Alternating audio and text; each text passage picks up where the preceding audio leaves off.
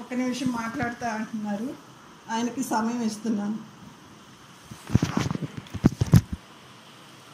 ప్రభునామ స్తోత్రాలండి. మీ అందరికి వందనాలు. ఇప్పుడు వరకు ఎంతోమంది మంచి మంచి సాక్ష్యాలు చెప్పారు. ఆయన మంచితనం గురించి, ఆయన నిజాయితీ గురించి చెప్పారు. అవును, నాకు ఆయనకి కొన్ని విషయాల్లో చాలా దగ్గర సంబంధం ఉండేది. నేను ప్రైవేట్లో జాబ్ చేసేటప్పుడు కానీ, రైల్వేలో చేసేటప్పుడు కానీ, బొంబాయిలో డిఫెన్స్లో ఉన్నప్పుడు కానీ, ఏమన్నా కొంచెం పిల్లలు జ్వరం ఉందని చెప్తే రిజర్వేషన్ లేకపోయినా సరే, వితౌట్ రిజర్వేషన్ అయినా సరే వచ్చేసేవాళ్ళు. ఆయన అంత ప్రేమ, ఆయన నీతికి నిజాయితీకి తర్వాత is a one brand ambassador. దానికి ఒక ఇన్సిడెంట్ నేను చెప్తాను. నేను నిడదవోలులో ఉండగా స్టీల్ ప్లాంట్లో పనిచేసేటప్పుడు ఆయన సెలవు తీసుకుని వచ్చారు. ఏవో తీసుకొచ్చారు, అరిసెలు ఇట్లాంటి కొన్ని వస్తువులు తీసుకుని వచ్చి వెళ్ళిపోయేటప్పుడు మా ఇంటి దగ్గర నుంచి వెళ్ళిపోతుండగా నేను కూడా సైకిల్ వేసుకుని ఆయన రిక్షాలో కూర్చోబెట్టి రైల్వే స్టేషన్ తీసుకెళ్ళాను. ట్రైన్ వచ్చేస్తుందని ఏం చేసేవాడు, తొందరగా పక్క నుంచి రైల్వే ప్లాట్ఫామ్ మీద సైకిల్ ఎక్కించి పానిచ్చేసాను. నేను పానిచ్చేస్తే అలా రైల్వే ప్లాట్ఫామ్ మీద సైకిల్ తప్పకూడదు. కానీ పోలీస్ చూసి వెనకాల పరిగెట్టుకు వస్తుంటే నేను ఇక ఈయన స్టేషన్లో వదిలేశాను కదా అని నేను సైకిల్ వేసుకుని ఇంటికి పారిపోయి వచ్చాడు. వచ్చేసిన తర్వాత కొంచెంసేపు చూస్తే అంకుల్ ఆ పోలీస్ ఆయన చక్కగా రిక్షాలో కూర్చోబెట్టుకుని మా ఇంటికి తీసుకొచ్చాడు. ఆయన మా అల్లుడే బాబు అని.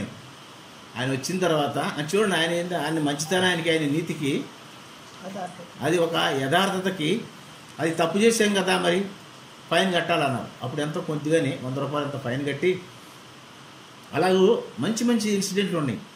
ఆయన ప్రేమ ముత్తేను చెప్పొచ్చు. అందరూ అంటారు ఆయన అమాయకుడు అని అంటారు. అమాయకుడు కాదు, ఆయనలో దాగి ఉన్న ప్రేమ, నిదానత, మంచితనము.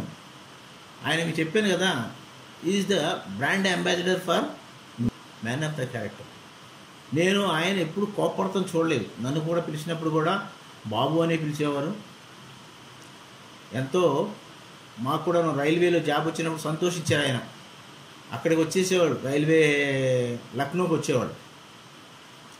అట్లాగే మా అమ్మ చూడాలని అంటే నేను చెప్పాను, అంకుల్ వీలైతే అంటే మా ఊరు కంచాకోట వెళ్ళి మా అమ్మని తీసుకుని ఆ రైల్వే టికెట్ కొని లక్నో తీసుకొచ్చారు. ఎవరు చేస్తారండి ఇంత? ఆయన ఇప్పుడు కూడా చనిపోయినా కానీ ఆయన మంచితనం, ఆయన ప్రేమ గురించి మనందరం జ్ఞాపకం చేసుకుంటున్నాం. ఎంతమంది చేస్తారండి జ్ఞాపకార్థ కూటాలు? కానీ ఇన్ని సంవత్సరాలైనా చేస్తున్నామంటే ఆయన మంచితనం, ఆయన నీతి నిజాయితీ. ఆయన చాలా శాంతమూర్తి అని చెప్పచ్చు. నేను చాలాసార్లు చూశాను, ఎలా ఉందంటే చక్కగా బైబిల్ చదువుకుంటా అండర్లైన్ చేస్తూ కూర్చుని ఉండేవాళ్ళు. ఆయన చదువు అంటే కూడా ఎంత ఇంట్రెస్ట్ అంటే, ఆఫ్టర్ రిటైర్మెంట్ ఈ గాట్ ద BTH డిగ్రీ. ఇందాక మరియన్ రావు గారు చెప్పారు, మరియన్ రావు గారితో వెళ్ళి కష్టపడి BTH చేసి నాకు ఒక డిగ్రీ ఉండాలి అని నేను ఎంతో ఆశగా శ్రద్ధపడి మంచి మార్కులతో పాస్ అయ్యారు. మనలో ఎంతమందికి ఉంటుందండి? నేను రిటైర్డ్ అయిపోయాను, ఏదో చేయాలనుకుంటున్నాం కానీ ఏమీ చేయలేకపోతున్నాం.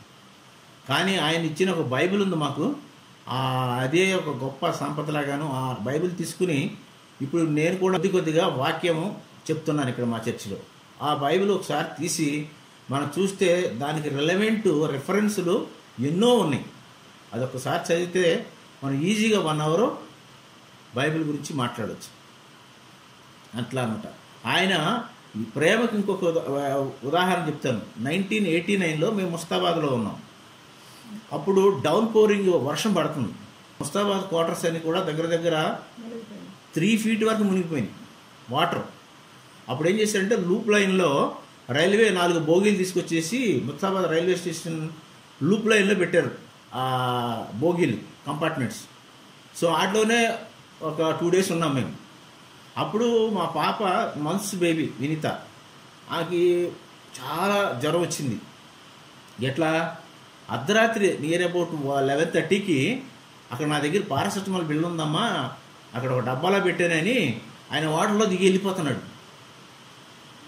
అక్కడ చూస్తే వాటర్లో పాములు వెళ్తూ ఉన్నాయి. సరే ఆయన వెళ్తున్నాడని నేను కూడా ఆయన వెనకాల టార్చ్ పెట్టుకుని వెళ్ళాను. అంత లోతంటే మనకు బొడ్లు పైకి వచ్చేసినాయి నీళ్ళు. అంత లోతు నీళ్ళలో కూడాను పిల్లలంటే ఎంత ప్రేమ అంటే ఆయనకి, అరే నాకేం వదిలే అన్నట్టుగాను అంత అర్ధరాత్రి వేళ ఆ పారాసిటమాల్ బిల్ల గురించి అక్కడికి వెళ్ళి మరి తీసుకొచ్చారు. అట్లా చెప్తే ఆయన గురించి చెప్పాలంటే ఎన్నో ఎన్నో ఎన్నో మంచి మంచి ఎగ్జాంపుల్స్ ఉన్నాయి. ఆయన చూపించినటువంటి ప్రేమ చూడండి. ఆయన ఎంత ఆయన ఎప్పుడు కోపడుతూ చూడలేదు నేను. నిదానంగా ఉండేవాడు, శాంతంగా ఉండేవాడు, ప్రశాంతంగా. అంకుల్కి అతి ఇష్టమైన వాక్యం ఇందాక మాణిక్యాలు ఎవరో చెప్పారు. 2 తిమోతి 4:7 మంచి పోరాటం పోరాడి తిని నా పరుగు కడముట్టించి తిని. ఆయనకి ఎంతో ఇష్టమైనది విశ్వాసం కాపాడుకుంటుంది.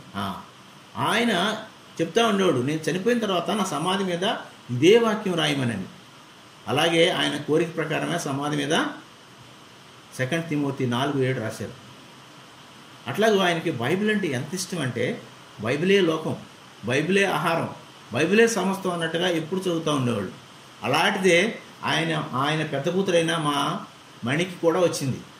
ఎప్పుడు సమయం దొరికినా బైబిల్ చదువుతూ ఉంటుంది. కొన్ని డైరీలో రాసేసింది వాక్యాన్ని కూడా, రిఫరెన్స్లు చెప్పాలన్నా కానీ. అట్లాగూ అంకుల్ గురించి చెప్పాలంటే ఇంకా చాలా ఉన్నాయి కానీ మరి ఇంకా చెప్పవలసిన వాళ్ళు ఉన్నారు. అందుకని వాళ్ళకు కూడా సమయం ఇవ్వాలని నేను ఈ త్వరలోనే ముగిస్తున్నాను. ఇంకా ఆయన గురించి చెప్పాలంటే మేము ఎక్కడున్నా కానీ ఆయన తప్పకుండా మా దగ్గరికి వచ్చేసేవాళ్ళు. ఏంటంటే ఆయనకి ఎంతో ప్రేమ. పెద్ద కూతురు అంటే ఎంత ప్రేమ అంటే, ఆమె ఒకసారి ఫోన్ చేసి డాడీ రా అంటే అంతే తెల్లరపాటికి వచ్చేసేవాడు. నేను ఎప్పుడన్నా ట్రైనింగ్కి 1 వీక్ వెళ్ళాలన్నా, బయటికి ఇన్స్పెక్షన్కి వెళ్ళాలన్నా, ఇంట్లో లేకపోతే ఇంకొంచెం భయం ఎక్కువ, ఇమ్మీడియట్గా తెల్లరపాటికి వచ్చేసేవాడు. ఎట్లా వచ్చారు అంకుల్ అంటే, మామూలు నిలబడి వచ్చేసాను, కూర్చుని వచ్చేసాను, జనరల్ కంపార్ట్మెంట్లోనే వచ్చేసేవాడు, రిజర్వేషన్ దొరకకపోతే. అంత ఓర్పు, అంత సహనం, అంత మంచితనం, అంత ప్రేమ. చూడండి, ఆయన అంత మంచివాడు కాబట్టి ఈ రోజున మంచి సంఘాన్ని కట్టారు. సంఘస్థులు అందరూ కూడా ఆయన మంచితనం గురించి, ఆయన గొప్పతనం గురించి ఇప్పటికీ గుర్తుపెట్టుకుంటున్నారంటే ఇట్స్ రియల్లీ గ్రేట్. ఆయనకి దేవుడంటే భయము, దేవుడంటే ప్రేమ. అలాంటి ప్రేమే వాళ్ళ పిల్లల మీద కూడా చూపించారు. ఇంకా ఆయన వదిలేసి వెళ్ళినటువంటి ఈ ప్రేమ, ఇది మనం తరతరాలుగాను గుర్తుంచుకుంటూ ఉండాలి. ఈ కొన్ని మాటలు, ఈ కొద్ది సాక్ష్యాన్ని దేవుడు దీవించిన గాక. Thank you. నీతిమంతుని జ్ఞాపకం చేసుకుంటా ఆశీర్వాదకరం అని అంటారు కదా. నీతిమంతుని క్రియలు